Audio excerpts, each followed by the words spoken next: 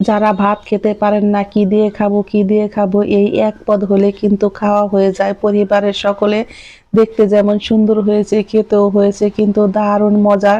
আর আমরা কিন্তু ঝটপট এই রেসিপিটা বানিয়ে নিতে পারবো খুবই সহজে। আর ঘরোয়া উপকরণে খুবই অল্প তেল মশলা দিয়ে কিন্তু এই রেসিপিটা তৈরি হয়। আমি গ্যারান্টি দিয়ে বলছি বন্ধুরা, এই রেসিপিটা হলে আপনারা অন্য কোনো কিছু দিয়েই খেতে চাইবেন না, এতটাই পরিমাণে মজার হয়। এখানে নিয়েছি আমি একটা পাতাকপি। পাতাকপিকে আমি কিন্তু অর্ধেক করে কেটে নেব, পুরোটাই রান্না করব না। আমি কিন্তু এরকম চিকন চিকন করে কেটে নিয়েছি, দেখতেই পারছেন বন্ধুরা। আর এরকম চিকন চিকন করে কাটলেই কিন্তু বেশ ভালো হয়। আমি এগুলোকে বেশ ভালো করে ধুয়ে জল ঝরিয়ে নিব। চলে যাব চুলায়। চুলায় আমি একটা কড়াই বসিয়ে দিয়েছি। এখন দিয়ে দিব কেটে ধুয়ে রাখা এই বাঁধাকপিগুলো, আর দিয়ে দিব অল্প পরিমাণে একটু জল। এর মধ্যে আমি দিয়ে দিব 1 চা চামচ পরিমাণে লবণ, আর দিয়ে দিব বেশ কিছুটা পরিমাণে কাঁচামরিচ। বন্ধুরা, কাঁচামরিচ দেখে ভয় পাবেন না, ঝালটা আপনারা আপনাদের পছন্দ অনুযায়ী খাবেন, কারণ আমি একটু ঝাল বেশি খেতে পছন্দ করি, কারণ ঝালটা হলে বেশ মজার হয়। আর যারা ভাত খেতে পারেন না তারা কিন্তু এইভাবে তৈরি করে আপনারা অনায়াসে 1 প্লেট ভাত খেয়ে নিতে পারবেন, এতটাই মজার হয়। আর একদিন বাসায় বানালে বন্ধুরা আপনারা রোজ বানাতে চাইবেন, এতটাই মজার হয়। এই পাতাকপি কিন্তু আমি খুব ভালো করে একটু নেড়ে দিয়েছি। এখন ঢাকনা দিয়ে ঢেকে সিদ্ধ করে নিব 4 থেকে 5 মিনিট।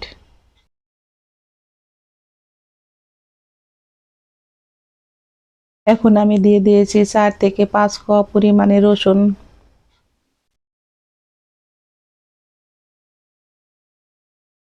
পাতাকপিগুলো কিন্তু আমার খুব সুন্দর সিদ্ধ হয়ে গেছে। আমি এখন চুলার গ্যাসটাকে বন্ধ করে দিয়েছি। এখন এগুলোকে আমি চুলায় থেকে নামিয়ে নিব। আর বলাই তো হয় নাই বন্ধুরা, আজকে কিন্তু আমি এই পাতাকপি দিয়ে ভর্তা রেসিপি তৈরি করব। খুবই মজাদার একটি খাবার। আমি কিন্তু পাতাকপিগুলোকে এইভাবে জল ঝরিয়ে তুলে নিয়েছি। চলে যাব শিলপাটায়। আপনারা কিন্তু চাইলে ব্লেন্ডারও এগুলো ব্লেন্ড করে নিতে পারেন।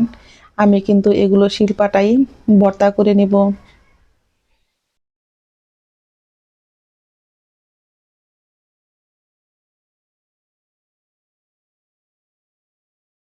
এই পাতাকপিগুলোকে কিন্তু একদম মিহি করার কোনো প্রয়োজন নেই, হালকা একটু বাটা দিলেই হয়ে যায় খুবই সহজে। আমি কিন্তু এইভাবে পাতাকপিগুলোকে খুব সুন্দর করে বেটে নিয়েছি। চলে যাব আবারও চুলায়। চুলায় আমি কড়াইতে দিয়েছি বেশ কিছুটা পরিমাণে শুকনা মরিচ, আর দিয়ে দিব আমি সাদা তেল। মরিচগুলোকে কিন্তু খুব ভালো করে ভেজে আমি চুলায় থেকে নামিয়ে নিব।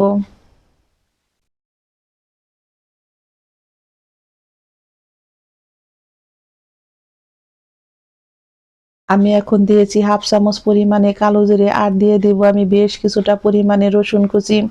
রসুনটা আমার কিন্তু লাল লাল হয়ে গেছে। এখন আমি দিয়ে দিব এর মধ্যে বেশ কিছুটা পরিমাণে পেঁয়াজ কুচি।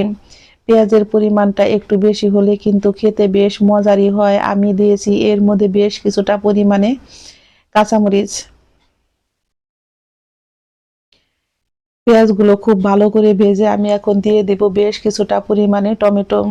আমি এখানে কিন্তু বড় সাইজের 3টা টমেটো নিয়েছি, আর টমেটোগুলোকেও কিন্তু বেশ ভালো করে আমি ধুয়ে দানাগুলো কিন্তু ফেলে দিয়েছি। আর এখন ঢাকনা দিয়ে ঢেকে এইভাবে টমেটোটাকেও আমি 2 থেকে 3 মিনিট একটু রান্না করে নিব। এইভাবে ঢেকে রান্না করলে কিন্তু টমেটোটা অনেক তাড়াতাড়ি নরম হয়ে যায়। ঢাকনাটা তুলে কিন্তু আমি এগুলোকে বেশ ভালো করে এখন নেড়ে নিব। এখন আমি দিয়ে দিব বেটে রাখা এই পাতাকপিগুলো।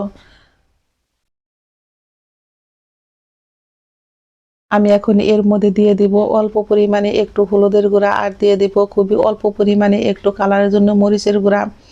সমস্ত উপকরণ দিয়ে কিন্তু আমি পাতাকপিগুলোকে বেশ ভালো করে এইভাবে নেড়ে চেড়ে ভেজে নিব। পাতাকপিটা এই পর্যায়ে যত ভালো করে ভাজা হয় ভর্তাটা কিন্তু ততটাই পরিমাণে মজার হয়। আমি এখন এই পর্যায়ে দিয়ে দিব ধনিয়া পাতা কুচি, আর এখন কিন্তু ধনিয়া পাতা কুচি দিয়ে ভর্তাটা আমি চুলায় থেকে নামিয়ে নিব। ভর্তাটা কিন্তু আমার একদম রেডি হয়ে গেছে। দেখতেই পারছেন বন্ধুরা, ভর্তাটা কিন্তু আমার কড়ার থেকে ছেড়ে এসেছে। এইভাবে ছেড়ে আসলে বুঝতে হবে ভর্তাটা একদম রেডি হয়ে গেছে।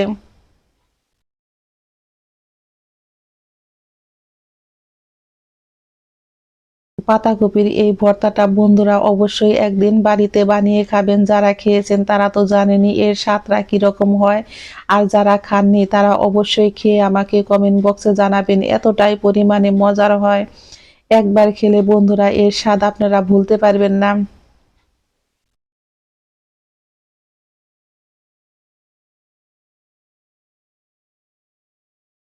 আমি লবণটা দেখে নিব ঠিক আছে কিনা। লবণটা আমার একদম ঠিক আছে। এখন আমি নামানোর আগে দিয়ে দিব ভেজে রাখা এই শুকনা মরিচগুলো একটু ভেঙে। আর আমি কিছুটা রেখেছি ডেকোরেশনের জন্য। শুকনা মরিচটা দিয়েও কিন্তু আমি ভর্তাটা এইভাবে একটু নেড়ে নামিয়ে নিয়েছি। ঝটপট তৈরি হয়ে গেল আমার পাতাকপির ভর্তা। সকলেই ভালো থাকবেন, সুস্থ থাকবেন। ধন্যবাদ সবাইকে। দেখতে যেমন সুন্দর হয়েছে, খেতেও হয়েছে কিন্তু দারুণ মজার, জিভে জল আনার মতো একটি রেসিপি।